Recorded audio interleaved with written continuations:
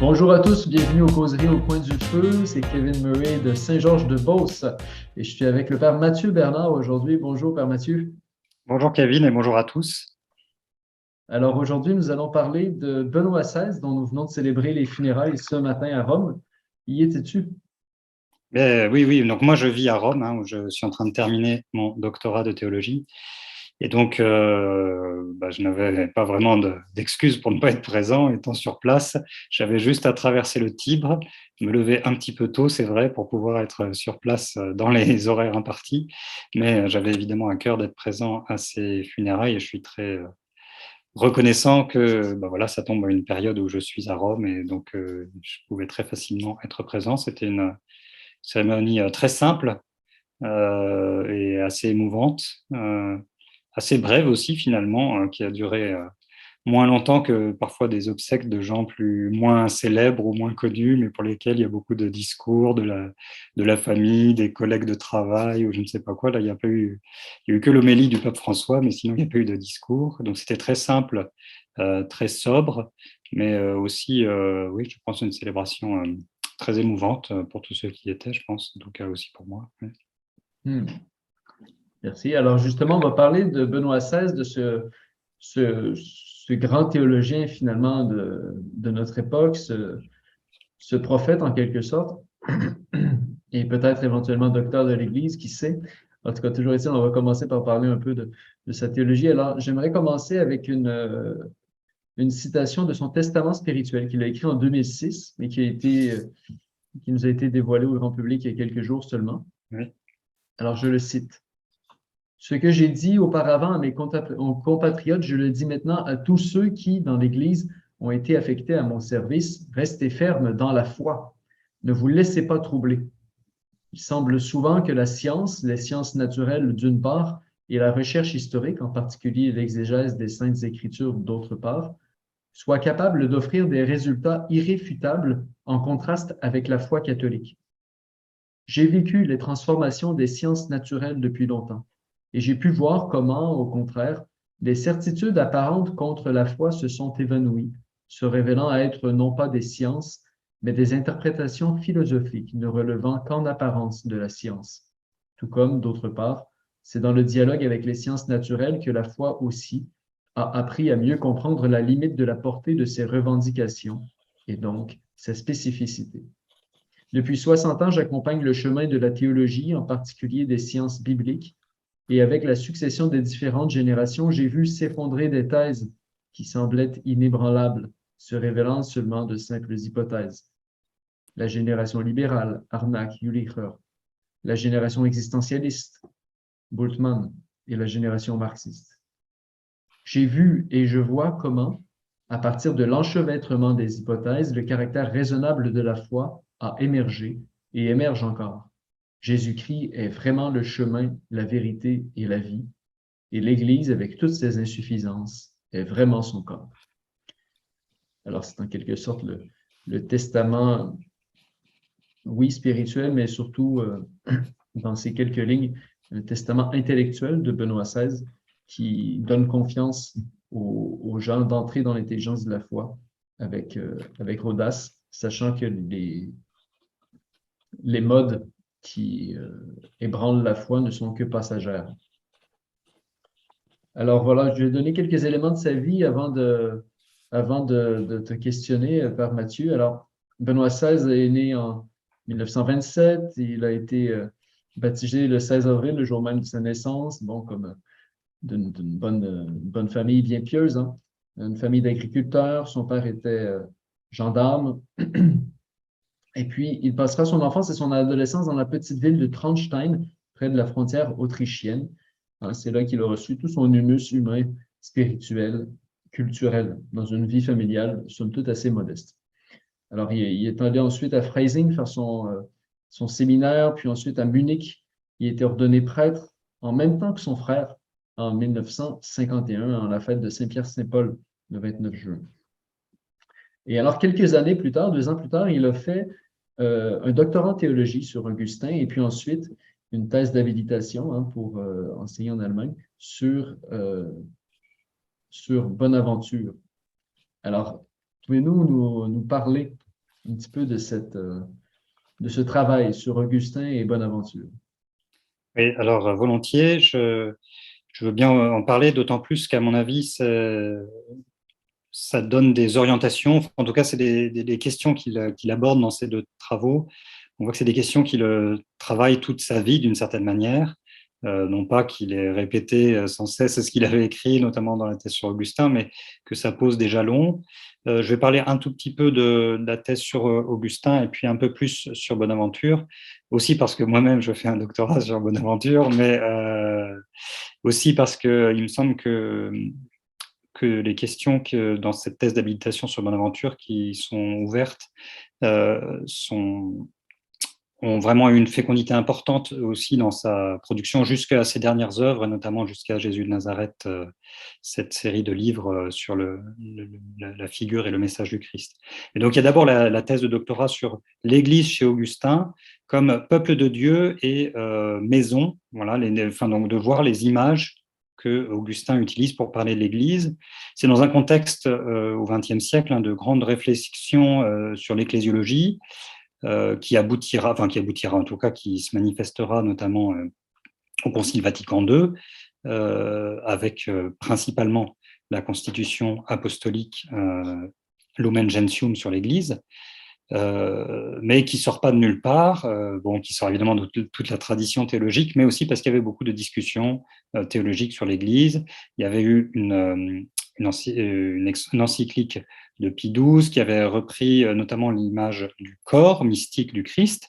Donc c'est une image qui est d'abord qui est dans l'Écriture sainte, qu'on trouve chez saint Paul, qui s'enracine d'ailleurs dans la théologie du peuple d'Israël, et puis qui est beaucoup développée chez les pères d'Église au Moyen Âge, voilà. Et donc au XXe siècle, un certain nombre de théologiens, pour des motifs divers et variés, mais en tout cas, mettent en valeur d'autres symboliques pour parler de l'Église, notamment celle du peuple de Dieu, qui, pour le coup, va être reprise à Vatican II, avec l'idée que peut-être cette notion de peuple de Dieu pourrait mieux dire la dimension historique de l'Église, son cheminement, le cheminement de l'Église dans l'histoire, alors que la symbolique du corps du Christ et de l'épouse du Christ, qui dit aussi beaucoup de choses vraiment très importantes, mais connote moins cet aspect historique. Et donc, Ratzinger, dans ce travail, étudie l'ecclésiologie d'Augustin dans différentes des œuvres d'Augustin, entre autres la Cité de Dieu, mais pas seulement, et regarde ces symboliques-là. Et il semblerait qu'à Vatican II, quand il y a eu ces discussions autour de la constitution Lumen Gentium et sur l'opportunité de décrire l'Église comme un peuple de Dieu en pèlerinage, certains théologiens s'y opposaient parce qu'ils préféraient rester à la symbolique qui était majoritaire dans la tradition de parler d'Église comme corps du Christ. Il semblerait que Ratzinger, à ce moment-là, a quand même insisté sur la pertinence de parler de l'Église comme peuple de Dieu, en raison certainement du travail qu'il avait fait sur Augustin, et puis en raison de la dimension historique et qu'on va retrouver dans la thèse d'habilitation sur Bonaventure. Et donc simplement sur cette thèse sur Augustin, je veux pas, d'abord, le but de notre discussion, c'est pas d'en reprendre tout le contenu, et puis je veux pas rester trop longtemps dessus, mais simplement, tu viens de nous lire quelques lignes de ce testament, et le fait que Joseph Ratzinger était avant tout un homme d'église, ça transparaît dans cette thèse sur Augustin, où, au moment où c'est son premier travail un peu personnel, cette thèse-là, il choisit de travailler sur le mystère de l'Église. Voilà, dire que le pape ou le pape émérite était un homme d'Église, ça peut sembler d'une banalité terrible, parce que c'est sûr que si le pape n'est pas un homme d'Église, qui en sera? Mais quand je dis, c'était vraiment un homme d'Église, dans le sens que qu'est-ce que c'est que l'Église, faire partie de ce mystère d'Église, s'émerveiller du mystère de l'Église, même quand l'Église prend l'eau, comme il le disait qui est une barque qui prend l'eau, comme il le disait dans son discours quelques jours avant d'être élu pape en 2005. devant les cardinaux. Donc voilà, avec une grande lucidité peut-être, mais un émerveillement sans cesse devant le mystère de l'Église. Et donc ça s'enracine dans certainement sa vie ecclésiale en Bavière, que tu viens d'évoquer aussi, mais aussi dans ce travail-là. Et donc, je pense que ça reste une constante, et on voit que régulièrement, il n'a pas forcément écrit beaucoup de traités complets d'ecclésiologie, mais régulièrement, il a fait des conférences ou des interventions. On voyait que le mystère du Christ et de l'Église était vraiment inséparable dans son esprit, hein, comme dit Jeanne d'Arc, l'Église et le Christ, c'est tout un. Voilà, je pense que Joseph Ratzinger pouvait dire la même chose. Et voilà, ce qu'il a porté, ce qui a nourri toute sa vie et son ministère, je pense, cette conviction que le Seigneur l'appelait à le servir dans l'Église et à être un des ouvriers de la vie de l'Église, quoi. Voilà, donc ça, c'était sur Augustin, c'est le seul point que je veux souligner. Il y aurait certainement beaucoup d'autres choses, mais c'est le point que je voulais souligner.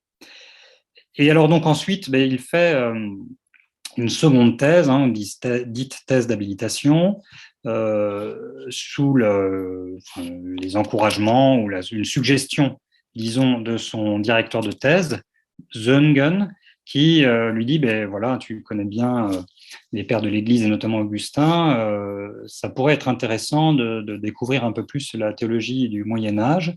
Et je ne vais pas rentrer dans tous les détails, mais il s'oriente vers l'étude de Saint Bonaventure, parce que c'était au Moyen-Âge certainement une figure avec l'héritage augustinien, disons, particulièrement importante. Et il commence à élaborer ce travail d'habilitation, dans lequel il y a deux grandes parties. Une première partie sur la notion de révélation dans les œuvres, les écrits de Saint Bonaventure, et puis une deuxième partie sur la notion d'histoire et de théologie de l'histoire. Mais quand ça a été publié et ensuite traduit et diffusé assez largement, c'est que la seconde partie du livre, qui a été publié en 59, hein, donc 2 ans, si mes souvenirs sont bons, après qu'il ait fait ce travail d'habilitation, parce qu'il y avait eu des oppositions, notamment d'un des membres du jury, qui n'était pas satisfait, disons, de la première partie sur la notion de révélation. Alors bon, il y a eu beaucoup de prose écrite là-dessus, sur les motifs. Est-ce que c'était vraiment une volonté de s'opposer à Ratzinger? Est-ce que Ratzinger développait des idées trop audacieuses dans cette première partie sur la notion de révélation? L'idée dans cette partie sur la notion de révélation, c'est ce qu'il découvre chez Bonaventure, c'est l'idée que la révélation se déploie dans l'histoire à travers différentes étapes. Notamment, il y a des belles pages où il analyse la question du filioque, hein, qui est un point de dissension entre l'Église latine et puis les Églises orthodoxes. Et donc la manière dont Bonaventure, qui lui-même, à la fin de sa vie, ira au Concile de Lyon, dont le but était d'essayer de réconcilier les occidentaux, enfin les latins et les orientaux, donc avec entre autres cette question du filioque. Donc Bonaventure en tout cas avait travaillé cette question du filioque, et donc le fait que l'Esprit Saint procède du Père et du Fils, ce que dit la théologie latine. Et donc voilà, Bonaventure à cette occasion donne des pistes pour penser la manière où, à partir de l'apparition du mystère du Christ, eh bien, la révélation se déploie dans l'histoire, dans le temps.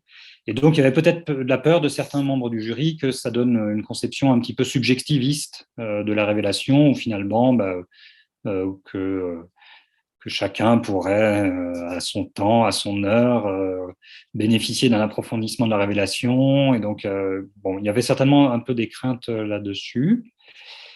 Je pense aussi, pour avoir lu ça pour ma thèse, que la première partie de ce travail d'habilitation de Ratzinger sur la révélation, moi j'ai une grande affection pour Joseph Ratzinger et j'ai été très nourri par ses écrits, mais je pense que cette première grande partie du travail d'habilitation n'est pas complètement aboutie, dans le sens que il y a vraiment beaucoup de pages qui sont très intéressantes, enfin, que je cite dans ma thèse, hein, donc que je ne nie pas la qualité de ce travail, mais on a un peu l'impression qu'il en tout cas, moi, quand je lis ça, ces pages, ces nombreuses pages, car c'est assez long, j'ai un peu l'impression qu'il cherche quelque chose, enfin, il pose des jalons pour quelque chose, de réfléchir voilà, sur le lien entre écriture sainte, tradition d'église, le rôle du magistère, qu'est-ce que c'est que la révélation? Est-ce que la révélation se déploie dans le temps?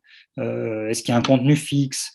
Est-ce qu'il y a des événements de l'histoire qui vont produire un approfondissement de la révélation? Il y a vraiment toutes ces questions qui sont non seulement posées, mais même développées. Hein. Il ne fait pas que poser des questions, il argumente, mais que à ce moment-là, ça reste finalement presque plus un programme de recherche qu'une thèse à laquelle il serait parvenu de manière un peu définitive. Enfin, voilà. Et donc, finalement, toute cette première grande partie où peut-être pour des oppositions de malveillance, peut-être parce qu'effectivement, il y avait des choses contestables dans son travail, mais surtout, à mon avis, ce n'est pas complètement mûr. Donc, peut-être providentiellement aussi, c'est pas mûr, et donc ça va le travailler toute sa vie, et il va continuer à travailler par ces questions-là. Et donc, il va publier que la deuxième partie sur la théologie de l'histoire chez Saint Bonaventure, où là, c'est vrai que c'est un ensemble, pour le coup, qui est vraiment bien ficelé, qui est complet. Il y a un début, une fin. Enfin, voilà, c'est vraiment une totalité. Il arrive à une conclusion. Et ces travaux, enfin, ce travail dans les études bonaventurien a fait date. Tout le monde, c'est vraiment une référence importante. Et donc là, c'est en lien avec l'idée de révélation, mais c'est plutôt de voir comment Bonaventure, notamment dans sa toute dernière œuvre, à la fin de sa vie, réfléchit sur, donc déploie une théologie de l'histoire, c'est-à-dire de reconnaître comment l'histoire est porteuse d'une signification théologique, comment le mystère du Dieu trinitaire se déploie, se manifeste dans l'histoire. Ça, bon, je ne veux pas être non plus trop long, mais c'était chez Saint Bonaventure, c'était lié au fait que il y a eu l'événement, donc Saint Bonaventure est un théologien franciscain qui écrit quelques décennies après la mort de Saint François, et il y a eu cet événement de Saint François d'Assise, et un certain nombre de franciscains font le lien entre cet événement de Saint François d'Assise, où il y a quelque chose d'un peu inouï qui s'est passé avec ce saint, et font le lien avec des textes de Joachim de Flore, qui était un moine calabrais de quelques décennies auparavant, du XIIe siècle, et qui, bon, alors, qu'est-ce que Joachim de Flore avait vraiment écrit? Il y a beaucoup de débats, mais bon, je simplifie, qui annonçait un nouvel âge dans l'histoire de l'Église, qui serait l'âge de l'Esprit Saint, où peut-être, parce que ça fait partie des points qui sont discutés, mais il n'y aurait plus de clergé, où il y aurait peut-être même plus besoin des sacrements et l'écriture sainte, mais chacun serait en communion directe avec Dieu. Enfin, voilà. Ça, c'est certainement, Joachim de Flore n'allait pas jusque-là, disons, mais c'est un peu la manière de caricaturer.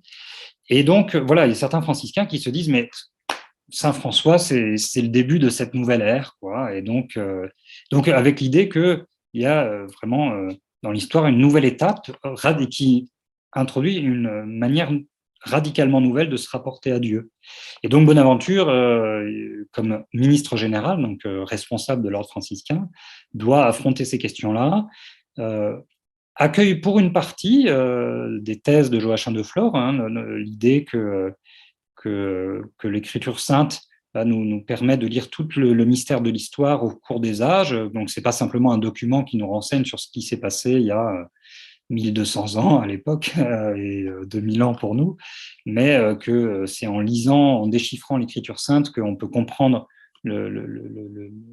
toute l'histoire du monde et l'histoire de l'Église, que Bonaventure reconnaît un rôle significatif d'une étape décisive avec la personne de Saint François, mais sans entrer dans l'idée d'un nouvel âge de l'Esprit Saint qui disqualifierait l'âge du Christ. Enfin voilà. Donc Saint Bonaventure affronte ces questions-là, et donc Ratzinger, dans cette thèse, affronte cette question de l'histoire. Et donc on voit que dans la thèse sur Augustin, avec la notion de peuple de Dieu, dont je disais que l'intérêt de cette notion de peuple de Dieu, c'est de pouvoir penser le mystère de l'Église dans l'histoire. dans cette thèse sur Bonaventure, avec l'idée que le mystère de Dieu se déploie dans l'histoire, il y a cette question de l'historicité qui est très présente dans ses premiers travaux et qui va aussi un peu nourrir, enfin être présente dans la suite de Saint-Pensée, et qui s'explique aussi peut-être par toutes les questions que la théologie et la philosophie, notamment allemande, se posaient au XXe siècle. Oui, c'est ça, c'est très intéressant de voir que dans son travail, certainement cette première partie que j'ai jamais lue, mais qui commence à m'intéresser, c'est-à-dire ce travail à partir d'un homme du XIIIe siècle, finalement, d'un saint théologien, permet aussi de revoir à nouveau frais tous les problèmes du temps, et Dieu sait qu'il y en avait, spécialement en philosophie allemande au XXe siècle, donc très intéressant. Alors, dans tout D'une ça… certaine manière, juste Oui. là-dessus, d'une certaine manière, cette thèse d'habilitation essaye de répondre au slogan, au leitmotiv notamment qui s'était cristallisé chez Heidegger, être étant, hein, le lien entre l'être, la métaphysique, l'ontologie, enfin, voilà, suivant les termes qu'on veut utiliser, et l'histoire, hein, bon, avec le développement des sciences historiques déjà au XIXe siècle, alors dans le monde entier, mais enfin vraiment beaucoup dans la pensée allemande, hein, déjà dans l'idéalisme allemand, et puis à travers l'herméneutique, bon, c'est vraiment la question des sciences historiques est très importante dans la pensée allemande au XIXe et au XXe siècle. Heidegger, dans Être étant, affronte philosophiquement cette question-là, et Ratzinger, on voit qu'il est vraiment… il ne fait pas une thèse sur Heidegger, mais on voit bien ou sur Hegel, mais on voit bien que toutes ces questions qui étaient très présentes dans la pensée allemande au XIXe, au XXe siècle, elles sont derrière le choix qu'il fait de regarder comment l'être de Dieu, eh bien, se dit à travers la temporalité et l'historicité. Très intéressant. D'ailleurs, il qualifiera dans les principes de théologie catholique, je crois que c'est sorti en 81, que Oui. tu réalisais tout à l'heure, qualifiera ce problème-là, celui du rejet finalement de la métaphysique de l'être, comme étant le problème, et sa transmutation par l'histoire, puis ensuite par l'eschatologie avec Bultmann, comme le problème théologique du XXe siècle. Bien qu'il soit philosophique, il mène à la déliquescence qu'on a pu connaître par la suite. Alors, merci pour cette mise en bouche qui est très intéressante. Alors, je vais donner quelques éléments maintenant sur sa participation au concile, dont on ne s'étalera pas trop là-dessus parce qu'il faudrait se lancer dans toutes les couches de travail des différents documents conciliaires, choses très techniques que je n'ai pas approfondies, puis je crois que toi non plus. Non plus, et puis ça Alors, nous… on va Voilà, simplement se donner quelques éléments croustillants, dont une anecdote avec le cardinal Frings. Alors, jeune théologien à l'université de Bonn en 59, hein, il prononce une conférence. Donc, Jean 23 avait annoncé l'ouverture du concile en janvier 59. Et déjà, notre ami Ratzinger a donné une conférence sur la théologie conciliaire en 59 à son université. Et puis, le cardinal archevêque de Cologne, Frings, Joseph Frings, était présent. Alors, à la suite de la conférence, une rencontre se fait. Et puis, en fait, s'entame une longue collaboration. Le jeune professeur devient devient le conseiller théologique du cardinal. Et donc, avant le début du concile, c'est-à-dire qu'il a pu travailler comme le cardinal Frings était sur la commission préparatoire du concile. Il a eu accès à tous les documents préparatoires et il a tout vu, finalement, même le fameux schéma de Taviani sur Dei Verbum, qui n'était pas encore Dei Verbum, mais sur la révélation, et qui, semble-t-il, était une pure horreur que je n'ai pas lue, mais qui reprenait une thèse sur deux sources de la révélation. Il y aurait d'un côté les Écritures, de l'autre côté la tradition. Et thèse qui n'était pas du tout viable, ni traditionnelle, ni quoi que ce soit. Et donc, que Ratzinger aura ensuite surpassé, évidemment, avec laquelle certainement dès 59, il n'était pas en accord non plus. D'où peut-être les frictions dont il était question avec la première partie de son travail sur Bonaventure. J'en sais rien, en tout cas, peut-être à poursuivre.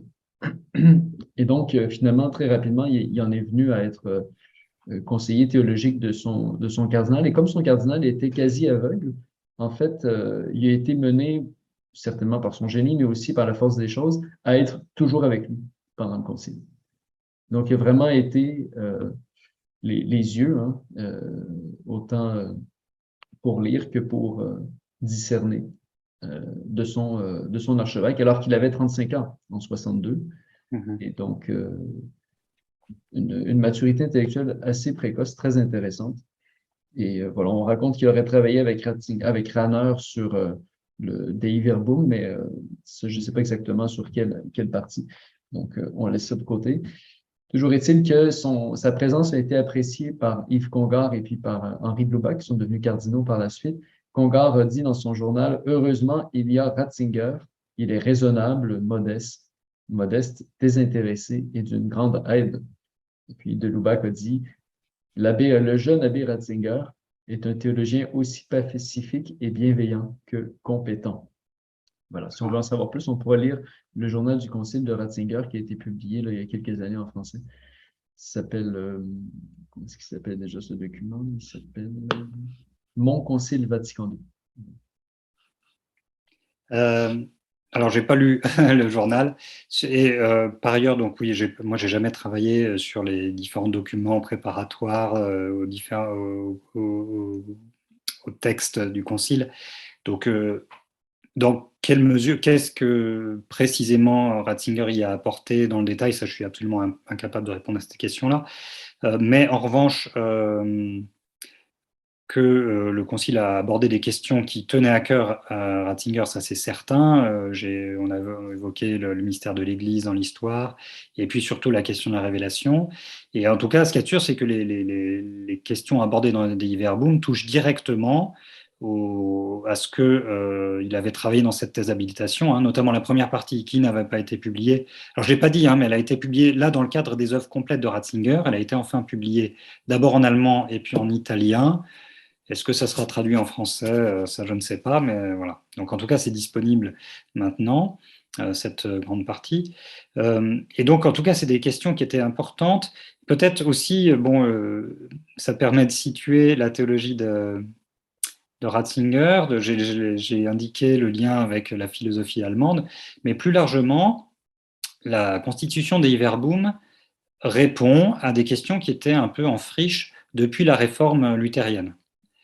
La réforme luthérienne porte sur plusieurs questions, en tout cas la contestation de Luther, si je puis dire, touche différents domaines de la foi et de la pratique de l'Église.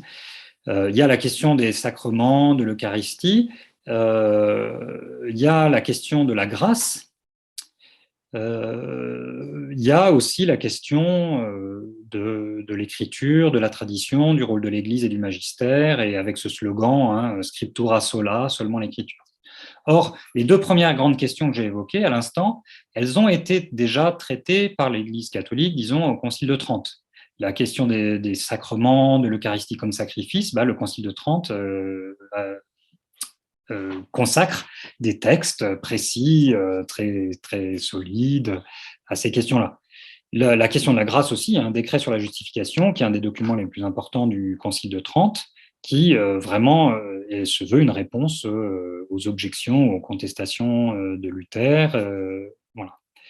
Bon, que ces documents aient convaincu ou pas les luthériens, ça c'est, je vais dire, c'est annexe, c'est pas annexe, mais en tout cas, on voit qu'il y a eu un effort de l'Église catholique d'entendre cette interpellation de la réforme luthérienne sur ces questions-là. Mais en revanche, la question de l'écriture sainte, du rôle de la tradition, de quelles sont les autorités pour interpréter l'écriture, du rôle du magistère, qui sont vraiment très importantes pour la réforme luthérienne, ces questions-là ne sont pas honorées au Concile de Trente. Il y a simplement la question du canon des écritures, hein, de fixer ou de redire de manière solennelle quel est le canon des écritures saintes, ce qui est fait au Concile de Trente. Mais en revanche, les autres questions plus fondamentales, c'était peut-être pas mûr, ou bien à ce moment-là, les pères du Concile de Trente n'ont pas perçu à quel point c'était une question importante. Enfin, en tout cas, ça n'a pas été traité au Concile de Trente. Et c'est resté, ça n'a pas été vraiment traité par le magistère pendant longtemps. Alors après, il y a le grand essor des études bibliques à la fin du 19e et au début du 20e siècle, beaucoup dans le monde protestant, mais aussi dans le monde catholique ensuite. Et donc, ça, comment dire, ça donne une actualité nouvelle à toutes ces questions qui étaient un peu restées en jachère, ou en tout cas en jachère peut-être pas, mais qui n'avaient pas trouvé d'expression dans le magistère de l'Église. Et donc, Dei Verbum, au Concile Vatican II, répond enfin, d'une certaine manière, à ces objections ou ces questions que Luther avait posées. Or, ces questions-là, elles sont manifestement importantes pour Ratzinger. Donc, on le voit dans cette première partie de la thèse d'habilitation sur la notion de révélation, parce que c'est vraiment ces questions-là. Donc, il constate qu'à l'époque de Bonaventure, on n'a pas la même notion de révélation que ce que nous, on appelle au XXe et au XXIe siècle révélation, comme un ensemble, disons. Il constate aussi enfin, il regarde le rôle enfin, qu'il n'y a pas non plus une notion très fixe de qu'est-ce que c'est que la tradition, mais qu'il y a une pratique de se référer au père de l'Église, de la question des autorités. Voilà. Donc, il regarde tout ça, comment ça se passe chez un théologien du XIIIe siècle. Et manifestement, ça, c'est vraiment une question qui va l'accompagner toute sa vie. Donc, je pense vraiment que Dei Verbum, peut-être ça a relancé d'ailleurs pour lui ces questionnements-là. Et donc, la question des deux sources que tu évoquais de la révélation, parce qu'effectivement, il y avait le document préparatoire, et puis beaucoup de théologiens, semble-t-il, étaient assez convaincus de l'idée qu'il fallait parler de deux sources, c'est-à-dire de deux sources de la révélation. Ça veut dire que le mystère de Dieu, il nous est donné à connaître. On connaît le mystère de Dieu par deux sources, de canaux par lesquels ça nous arrive, d'une part l'Écriture sainte et d'autre part la tradition de l'Église, les enseignements des conciles, les décrets des papes, éventuellement la vie des saints. Voilà. Or, le Concile Vatican II, et je pense que c'est en accord avec les options de Ratzinger, dans quelle mesure il y a contribué, ça j'avoue que je ne suis pas compétent là-dessus, mais insiste plutôt pour parler d'une seule source unique, enfin il y a la parole de Dieu qui est la révélation, qui se donne à nous comme écriture sainte rédigée, et puis dans toute la vie de l'Église qui passe par des textes, mais qui passe aussi par la vie des saints, qui passe par notre vie chrétienne ordinaire. Donc ça, en tout cas, cette constitution apostolique des Verbum fait vraiment écho à des questions qui sont très importantes pour Ratzinger et qui vont l'accompagner jusqu'à Jésus de Nazareth, dont on parlera peut-être tout à l'heure, à moins que tu préfères qu'on en parle tout de suite. Mais donc cette série de livres sur Jésus qu'il avait commencé à rédiger avant d'être élu pape, mais qu'il dit dans la préface du premier volume, depuis qu'il a été élu pape, il consacre tout son temps libre à avancer sa rédaction. Et le troisième petit volume sur l'enfance de Jésus est publié en novembre, je crois, 2012, quelques mois avant qu'il se retire de la charge de sa mission de pape. Donc, bon, je ne dis pas qu'il s'est retiré de sa charge parce qu'il avait fini ce livre et qu'il dit « ça y est, j'ai terminé ma mission », mais n'empêche qu'il avait vraiment à cœur de partager ça. Mais bon, là, je nous ai un peu porté à la fin de son ministère public, disons. Peut-être tu souhaites qu'on revienne un peu en arrière. Ah ben justement, parce que on voit bien la parole de Dieu est centrale dans sa vie, dans l'exercice aussi de la théologie qu'il fait. Et c'est pas sans lien avec tout un ressourcement biblique, un ressourcement patristique, un ressourcement liturgique. On est dans un renouveau extraordinaire. Et Ratzinger est à fond là-dedans. Lui-même a travaillé Saint-Augustin.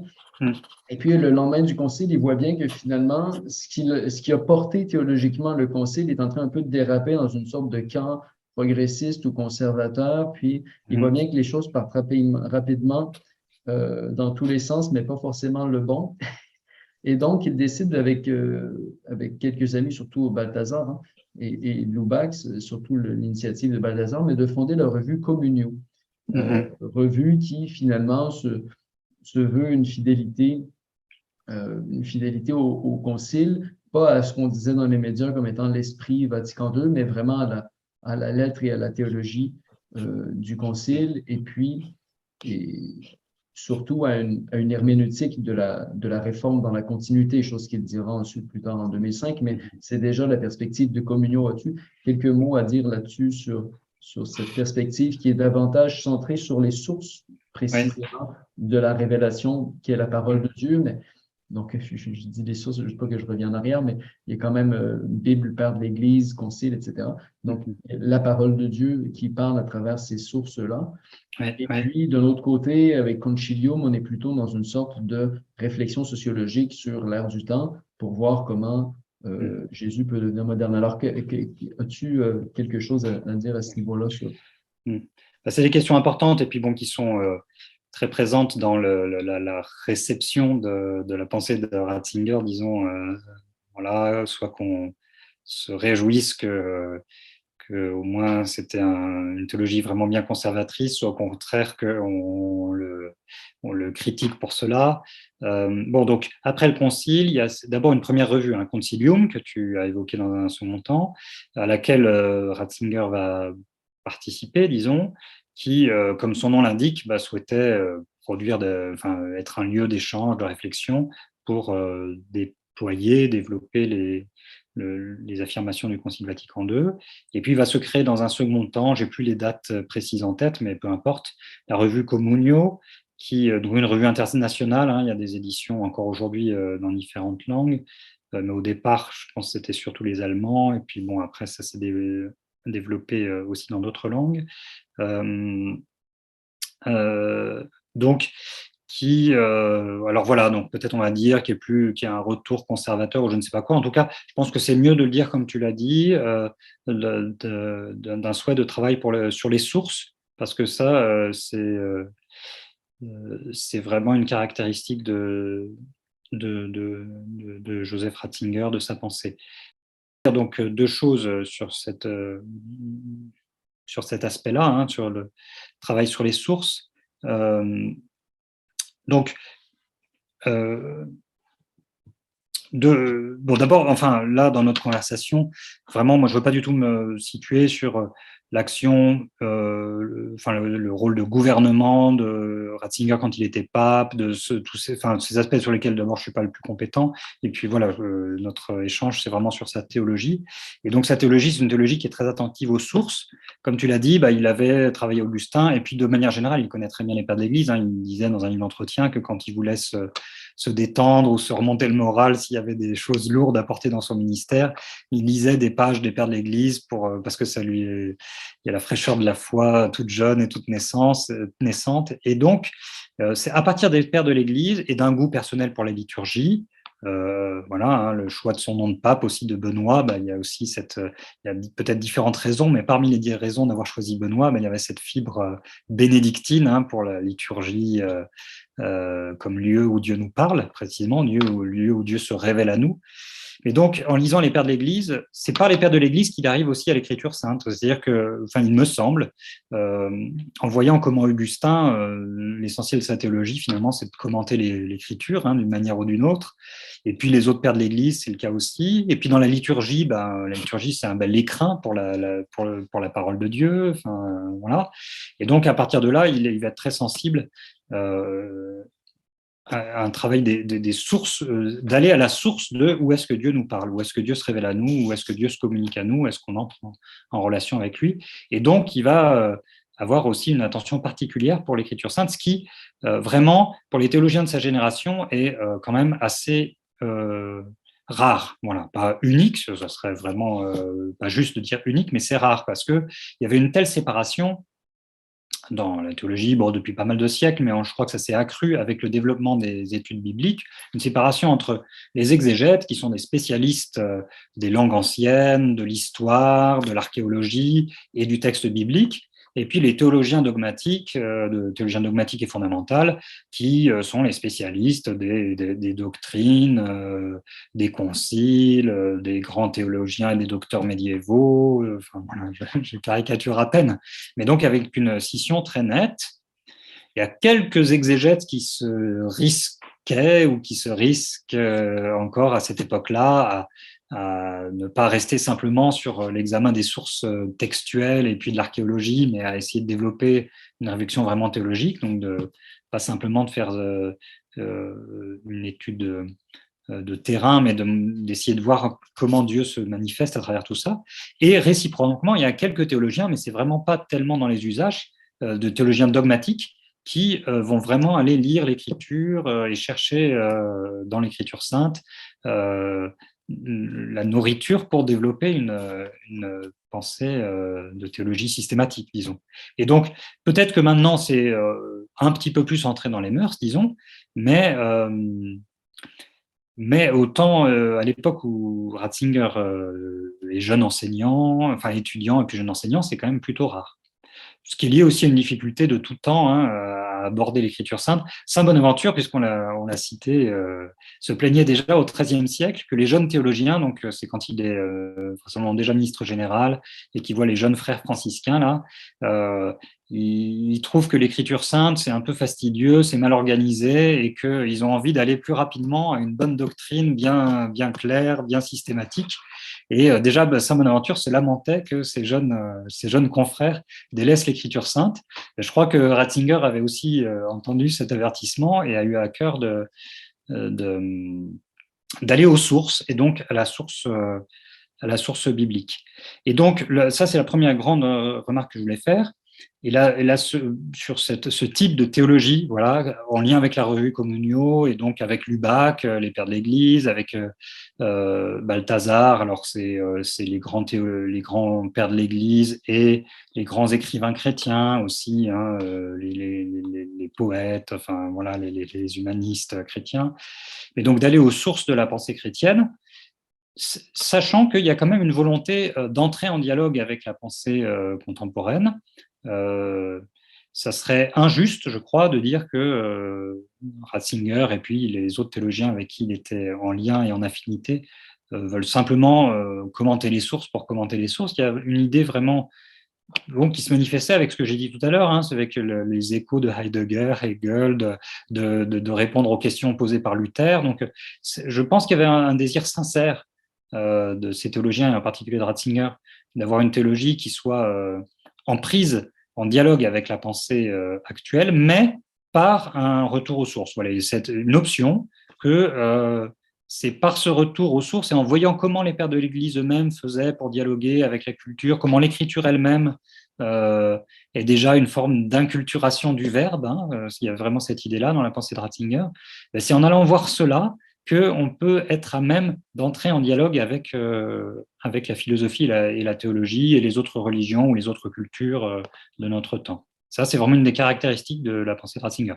On peut éventuellement, enfin, comment dire, c'est pas le seul choix ou la seule option possible, ça n'engage pas l'autorité comment dire, son infaillibilité pontificale, le fait qu'il ait eu comme théologien cette attitude-là, mais c'est clairement un choix qu'il fait et où je pense qu'il y a quelque chose, quand bien même on serait un peu d'une autre école théologique, je crois qu'il y a vraiment quelque chose à retenir de cette approche-là. Oui, c'est ça. Et donc, il se manifeste notamment dans cette revue L'infaillibilité papale, puisque de toute façon, notre pape actuel a tout à fait une autre perspective, plutôt de oui. théologie du peuple, donc qui est complètement différente. Et on se lancera pas là-dedans. Mais donc, pas aujourd'hui. effectivement, c'est une approche qui est très christocentrique, partir des sources, mais qui veut un vrai dialogue avec le monde pour évangéliser, carrément, c'est clair. Mais la conception des signes des temps n'est pas forcément la même. Non, ça c'est sûr. Davantage eschatologique peut-être.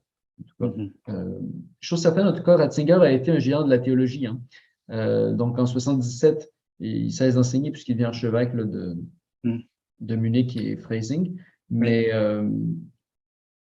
il a écrit dans tous les domaines, c'est-à-dire Jésus de Nazareth, en exégèse, il a écrit en eschatologie sur la mort et l'au-delà, il a écrit sur Marie, hein, la fille de Sion, il a écrit Marie, première église avec Balthazar, il a écrit évidemment en ecclésiologie, il y a des recueils très intéressants sur faire route avec Dieu, par exemple en français, théologie dogmatique, hein, les principes de la théologie catholique dont je parlais tout à l'heure, et puis le Dieu de Jésus-Christ. Il a écrit même, pourquoi pas, on pourrait dire en scolastique sur Bonaventure, il a écrit en patristique sur Augustin, et bon, c'est pas un grand scolastique, on se comprend, mais il a écrit aussi son introduction au christianisme de théologie fondamentale absolument extraordinaire. Donc, il y a un foisonnement, un côté très organique à sa pensée, bien qu'elle ne soit pas présentée dans un manuel. Justement, peut-on parler de cette question de manuel, hein, de son rapport à la théologie, mais qui n'est pas encapsulé dans un manuel, puisqu'il a été très critique de cette Oui. théologie d'Emmanuel? Ce qu'on appelait la théologie d'Emmanuel, effectivement, qui justement était un peu déconnectée des sources scripturaires patristiques et qui développait, et aussi déconnectée de l'histoire. Je pense que ça rejoint la question de l'histoire, hein, qu'on a évoquée. La théologie dite d'Emmanuel, hein, donc l'Emmanuel, c'est-à-dire c'est un traité, un précis sur tel sujet, et puis qui est complet, mais qui, le risque, bon, il peut y en avoir de bons, mais enfin, en tout cas, ce type de théologie, c'était un petit peu vidé de sa force, parce que c'était des traités très complets, mais un peu désincarnés finalement, parce que qui avaient prétention d'être valables encore 100 ans après leur écriture, et puis ils auraient pu être valables 100 ans avant d'avoir été écrits, enfin voilà, qui étaient un peu déconnectés de l'histoire, or précisément, Ratzinger a quand même une conviction fondamentale qu'il y a une historicité de la révélation, et que le mystère de Dieu se dit dans l'instant, enfin dans le maintenant, quoi, et donc cette théologie d'Emmanuel, d'une part parce qu'elle n'honore pas suffisamment les sources, et puis parce qu'elle est déconnectée de l'histoire, je pense qu'il ne la trouvait pas satisfaisante. Après, sur le fait qu'il a abordé un peu tout, d'abord, bon, pendant un certain nombre d'années, c'est un professeur, et donc il y a aussi, comment dire, les aléas des contraintes académiques. Il y a un cours à donner, bon, voilà, s'il est content du cours, il le publie, enfin voilà, donc il y a cet aspect-là. Et puis alors après, ça va être renforcé après, non seulement après 77, mais surtout après, dans les années 80, quand il devient préfet pour la Congrégation de la doctrine de la foi, où on lui demande d'intervenir sur tel ou tel sujet. Et donc, et comme il est préfet de la Congrégation pour la doctrine de la foi, il est supposé pouvoir intervenir sur tout et n'importe quoi, enfin, en tout cas sur tout un tas de sujets différents. Et donc, ce qui donne un aspect donc, il y a certains sujets qu'il a travaillé très à fond. Donc, tu as évoqué son livre sur la mort et de l'au-delà, hein, son livre d'eschatologie. Il y a d'autres choses où c'est plus des recueils de différents articles faits à différentes occasions, mais où en mettant tous ces petits articles ensemble, on arrive à trouver un peu un truc un petit peu complet. Enfin, voilà. Donc, c'est des genres littéraires aussi très différents. Donc, ça, c'est sûr. À propos de toute cette production, je veux quand même évoquer, tu l'as mentionné, hein, mais je voudrais citer, enfin, qu'on s'arrête un instant sur, pour moi, ce qui est un de ses plus beaux livres, ou peut-être, enfin oui, avec Jésus de Nazareth, en tout cas les deux que je préfère, mais c'est son introduction au christianisme, donc qui a été traduit en français, un foi chrétienne hier et aujourd'hui. Le titre allemand, hein, donc Introduction au christianisme,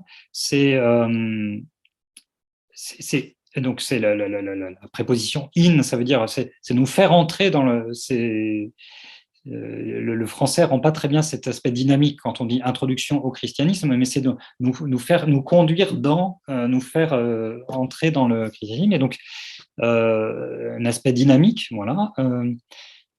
Et donc c'est un commentaire du Credo, grosso modo, qui est une lecture un petit peu exigeante, mais c'est pas non plus réservé que pour des spécialistes. Voilà. Bon, alors c'est pas à prendre à la plage l'été, c'est sûr, c'est mieux d'avoir un crayon pour prendre quelques annotations, mais ça se veut quand même accessible à quelqu'un qui, un auditeur de nos causeries, par exemple, c'est quelqu'un qui a envie d'approfondir, il pourra tout à fait lire ce texte-là. Donc c'est un commentaire du Credo qui, comme commentaire du Credo, est déjà très intéressant. C'est une bonne manière d'avoir une vue d'ensemble sur ce que c'est la foi de l'Église, mais aussi où il y a vraiment Enfin, pour moi, il y a deux parties qui montrent justement cette volonté de Ratzinger d'avoir une théologie très traditionnelle par certains côtés, mais en même temps très en dialogue avec ce qu'on évoquait, avec la philosophie, avec les cultures, hein, et qui gardera toujours, hein, dans sa première encyclique, Dieu est amour.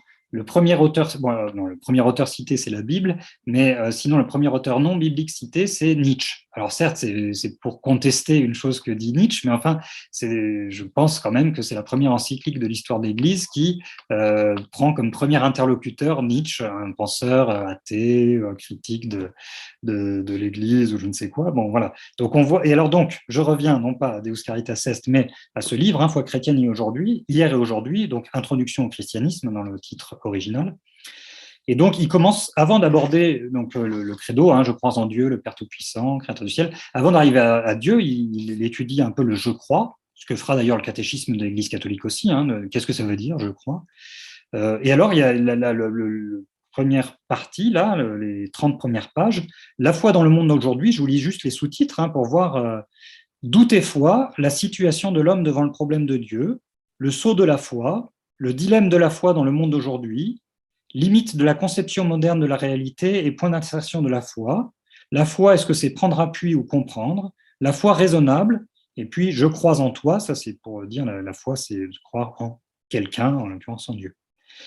Et donc, à travers ces sous-titres, peut-être vous percevez, mais notamment les premières pages, doute et foi, c'est un texte d'une grande modernité qui dit, mais finalement, le croyant et le non-croyant se rejoignent dans l'expérience du doute, mais le non-croyant, il en reste au doute, alors que le croyant, c'est celui qui surmonte le doute.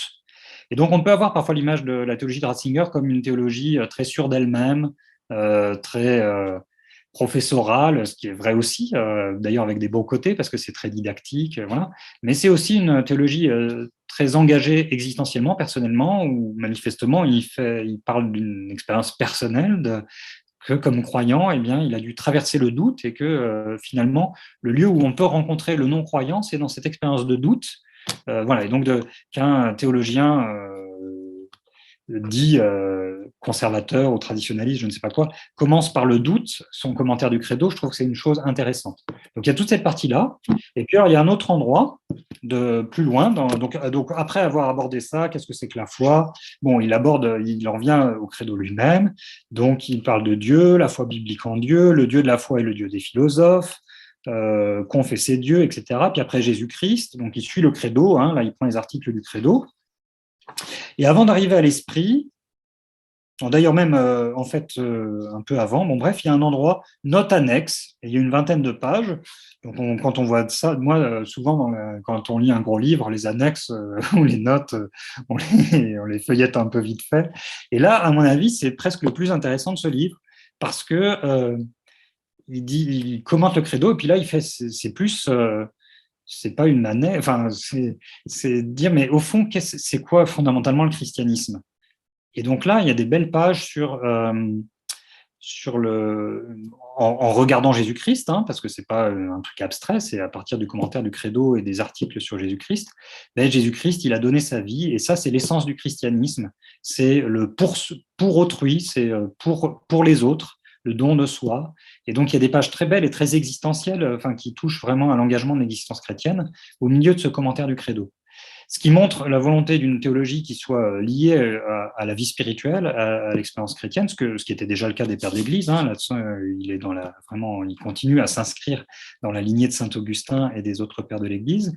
Et puis avec cette volonté qui parfois a bien fonctionné, parfois peut-être n'a pas très bien fonctionné, mais d'essayer d'entrer en dialogue avec des philosophes athées, avec la modernité. Voilà. Donc à partir de ce travail sur les sources, d'entrer en dialogue avec l'au-delà du christianisme, enfin en tout cas les vis-à-vis, les altérités du christianisme.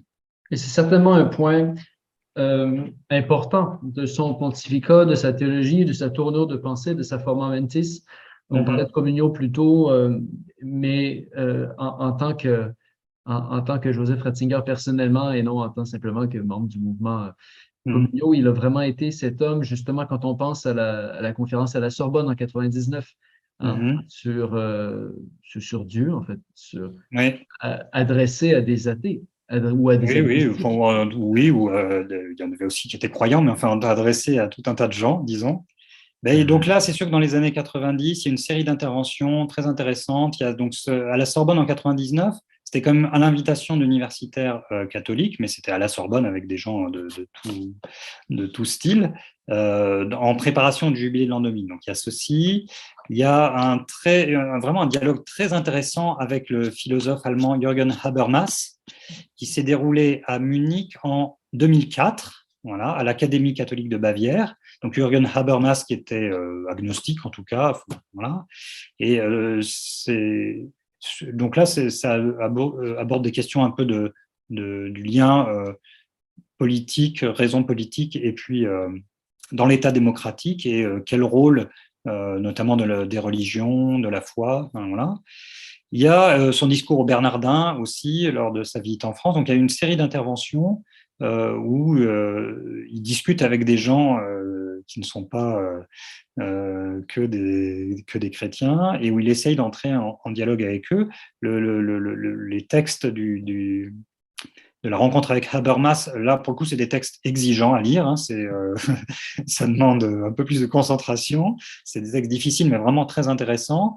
La conférence à la Sorbonne de 99, le discours au Bernardin, c'est des choses, pour le coup, beaucoup plus facilement accessibles.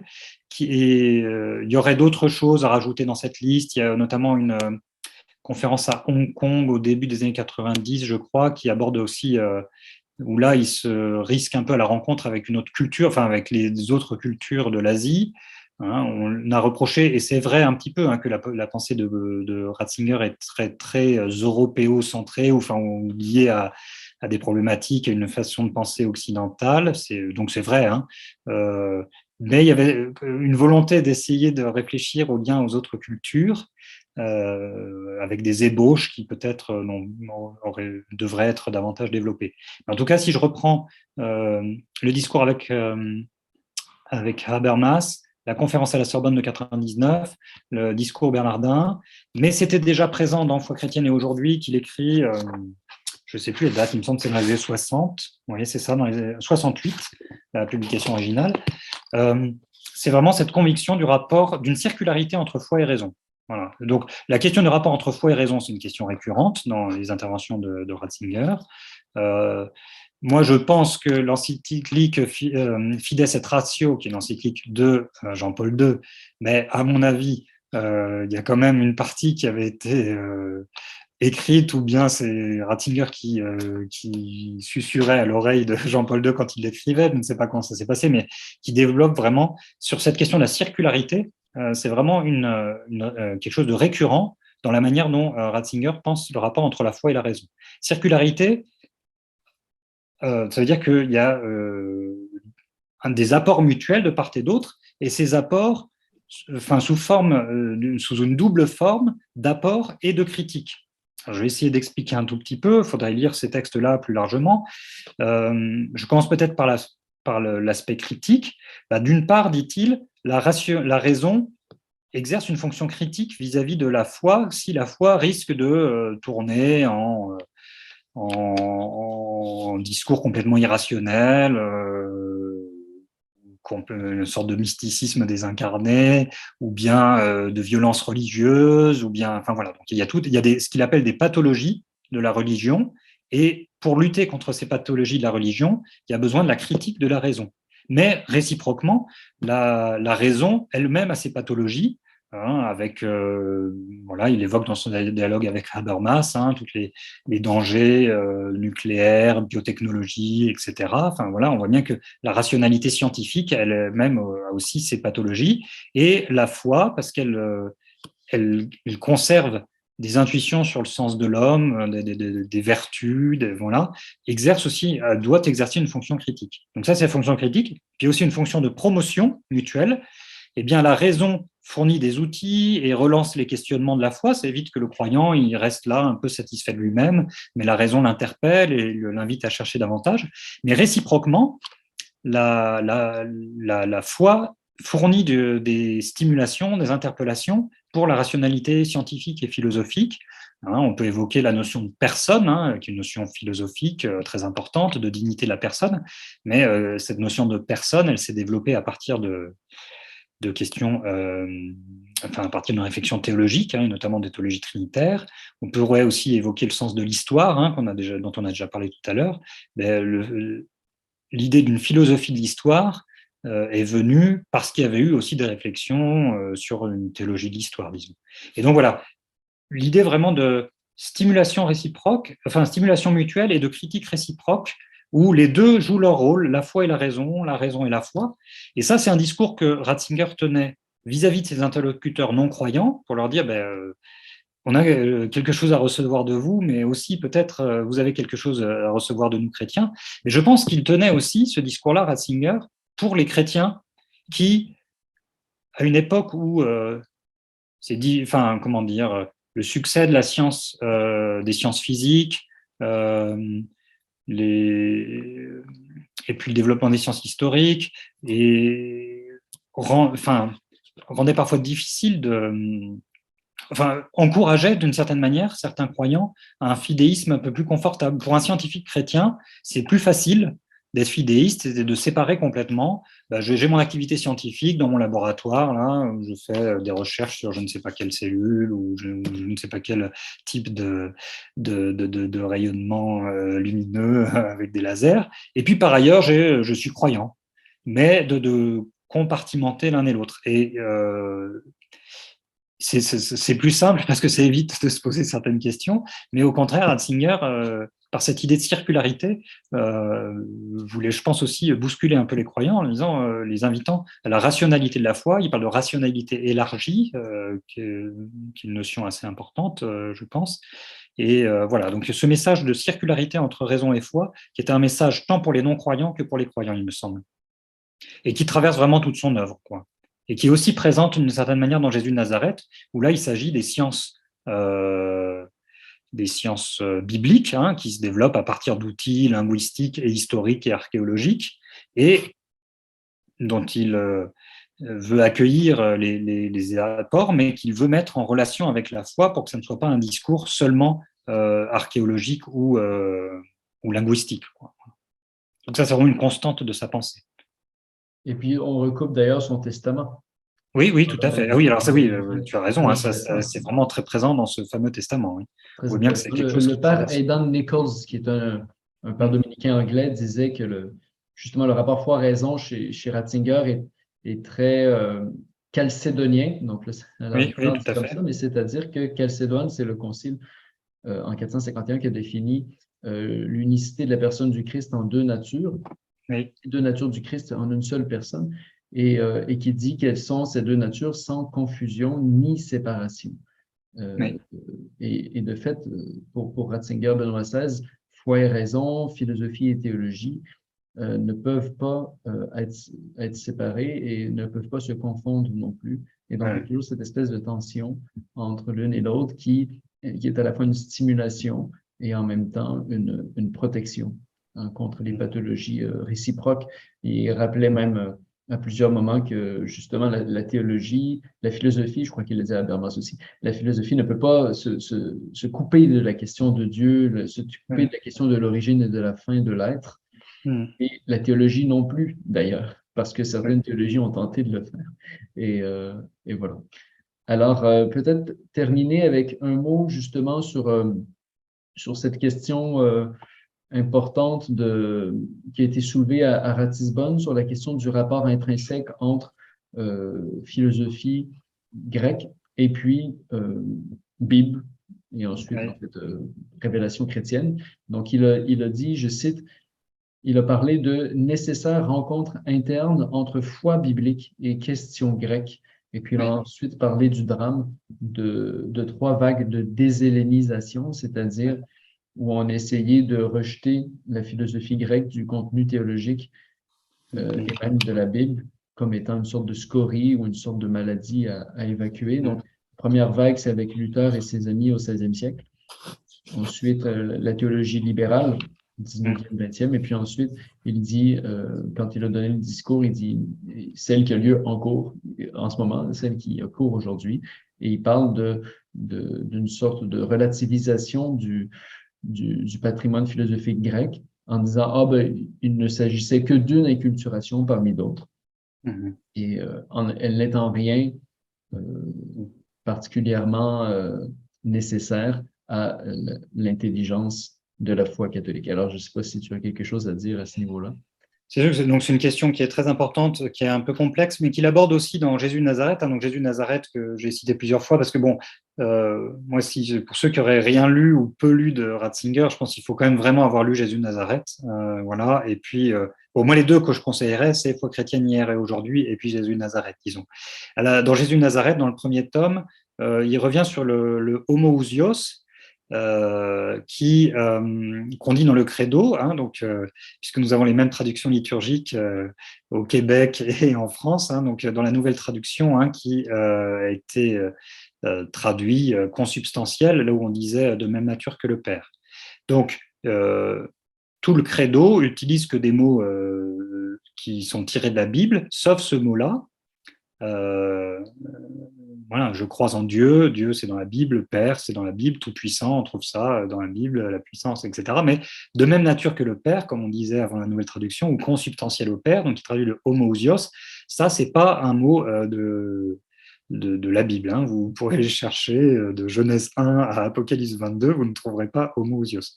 Donc ça avait été, c'est bon au moment des conciles de Nicée, et puis ensuite de nouveau à Constantinople, pour essayer de dire ce mystère de l'unité du Père et du Fils, deux personnes, mais un seul être divin, voilà, pour essayer d'exprimer cela, on en vient à utiliser ce mot-là.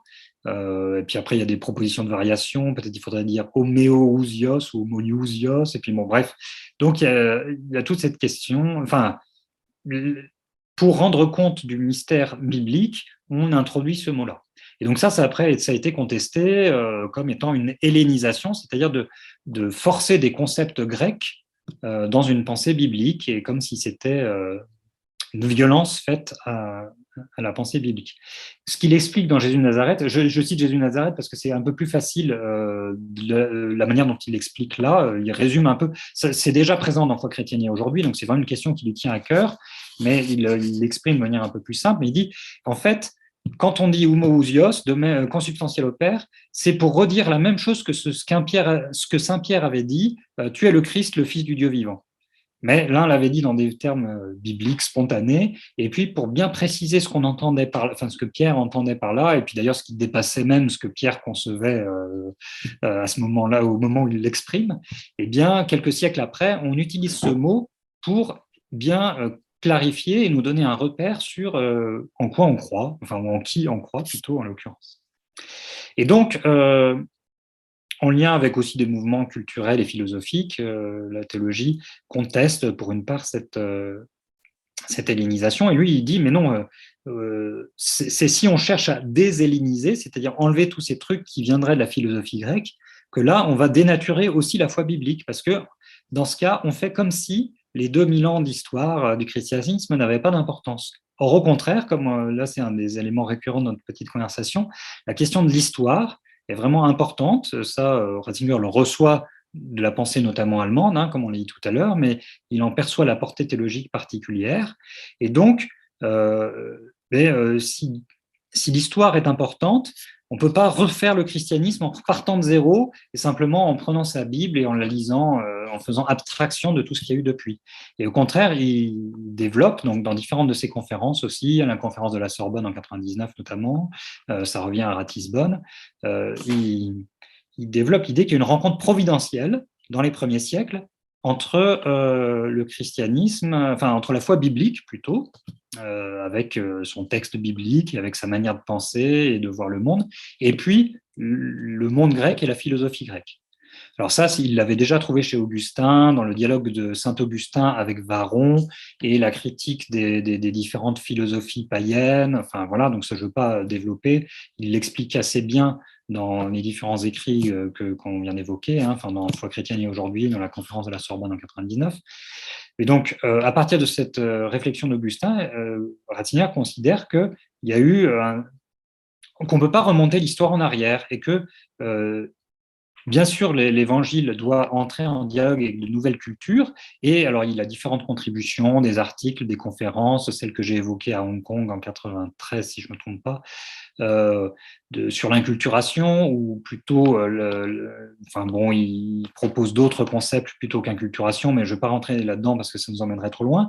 Et donc, il s'efforce, encore une fois, peut-être ça pourrait être davantage abouti, mais il a une volonté de penser la rencontre de l'évangile entre les cultures aujourd'hui, mais, dit-il, on ne peut pas faire comme si on repartait de l'an 0 ou de l'an 33 ou je ne sais pas quoi, mais de prendre en compte que déjà dans l'Ancien Testament, dans les écrits de sagesse, et puis dans certains textes du Nouveau Testament, on voit qu'il y a une première rencontre avec la pensée grecque, mais surtout, l'époque des pères de l'Église, comme leur nom l'indique, eh bien, donne une marque particulière, et donc on ne peut pas en faire abstraction parce que ça serait aller au rebours du cours de l'histoire.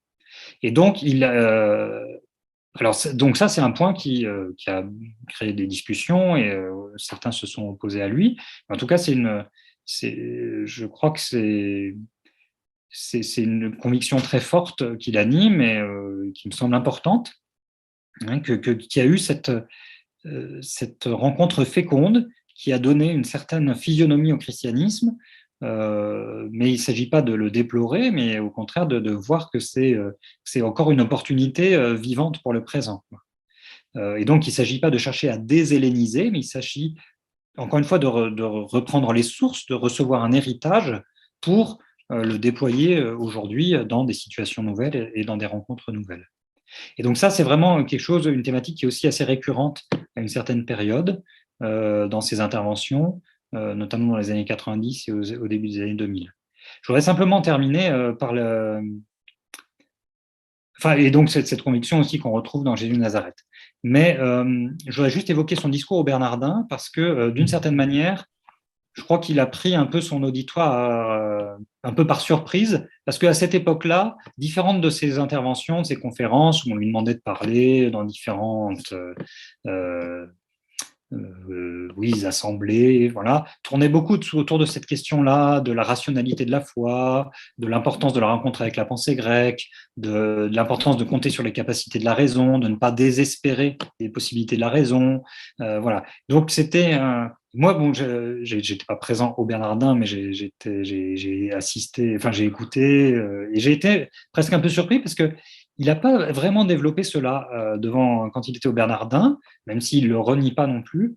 Mais bon, là, il se trouvait dans un bâtiment qui était lié à la théologie monastique, et donc il a rappelé que il y avait toute une culture qui s'était développée parce que des hommes, là, au Bernardin, dans ce bâtiment qui maintenant est le Collège des Bernardins, mais enfin où il y avait ces moines, là, au Moyen-Âge, qui s'étaient rassemblés là pour chercher Dieu, qui ne cherchaient pas à établir une culture nouvelle, mais ils s'étaient mis ensemble pour quaerere Deum, pour chercher Dieu. Et donc là, il cite le livre magnifique de Don Jean Leclerc sur l'amour des lettres et le désir de Dieu. On dit, voilà, ces moines, ils avaient l'amour des lettres parce qu'ils aimaient bien les beaux textes.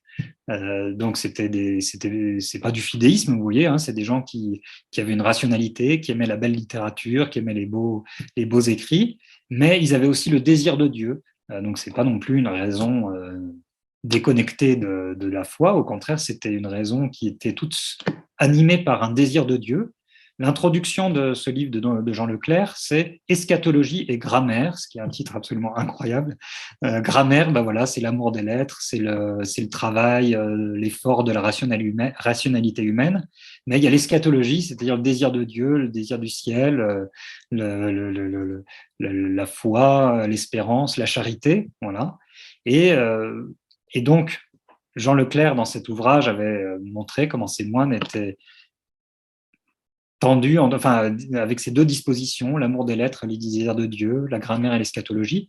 Et Bonaventure Ratzinger reprend, à l'époque d'ailleurs Benoît XVI, puisqu'il est pape à ce moment-là, reprend son dialogue constant sur foi et raison, mais l'exprime sous cette nouvelle forme, c'est-à-dire raison, l'amour des belles lettres, et foi, le désir de Dieu, l'espérance, la charité. Et donc, il dit à son auditoire, qui était pour une bonne part des gens qui n'étaient pas forcément croyants, et puis aussi des croyants, parce qu'il y a aussi des théologiens, des philosophes catholiques, voilà. Il réexprime de manière nouvelle en disant que ce qui était commun à ces deux dispositions, c'est le fait de chercher Dieu. Et je pense que ça, c'est peut-être aussi quelque chose qu'il avait reçu d'Augustin, parce que ça revient tellement souvent chez saint Augustin, chercher sans cesse la face de Dieu. Et je crois que ça redit quelque chose aussi de la constante théologique de Joseph Ratzinger, et puis peut-être aussi de ce qu'il a vécu ces dernières années en s'étant retiré dans ce petit monastère au sein du Vatican et en disant qu'il se retirait pour prier, donc pour chercher Dieu. Et peut-être c'est aussi ça son testament, voilà, le fait que chercher Dieu, c'est fécond, comme ça a été fécond au XIIe siècle pour ces moines bernardins, et puis cisterciens, on peut penser à Saint Bernard, que ça a produit toute une œuvre incroyable. Eh bien, chez Ratzinger, le fait de chercher Dieu, ça a produit toute cette œuvre qu'on vient d'évoquer à grandes enjambées, disons. Oui, c'est extraordinaire. Hein. Ouais. Merci, Mathieu. Mais avec plaisir. Pour cette ressaisie,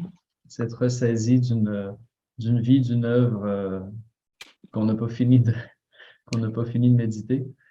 Et, euh, et j'aimerais simplement terminer avec une petite citation, justement, qui nous recentre sur le Christ et sa passion pour laquelle Benoît XVI était passionné. Lui qui avait écrit à l'origine du fait d'être chrétien, il n'y a pas une grande idée, il n'y a pas non plus une décision éthique, mais il y a une rencontre. Une rencontre avec une personne, avec un événement, avec le Christ crucifié, ressuscité. Et alors, c'est tiré d'un entretien avec Peter Seward, et qui lui demande, bon, vous avez parlé dans votre homélie au conclave en 2005 de la dictature du relativisme, et Ratzinger répond, l'homme doit chercher la vérité, il en est capable. Il va sans dire que la vérité nécessite des critères de vérification et de falsification. Elle doit toujours être accompagnée de tolérance, mais la vérité nous souligne aussi les valeurs constantes qui font de l'humain un être exceptionnel. C'est pourquoi l'humilité de reconnaître la vérité et de l'accepter comme standard doit être apprise et pratiquée de nouveau. La vérité règne, non grâce à la violence, mais grâce à son propre pouvoir. C'est le thème central des évangiles, spécialement de Jean. Devant Pilate, Jésus professe être la vérité lui-même et témoin de la vérité.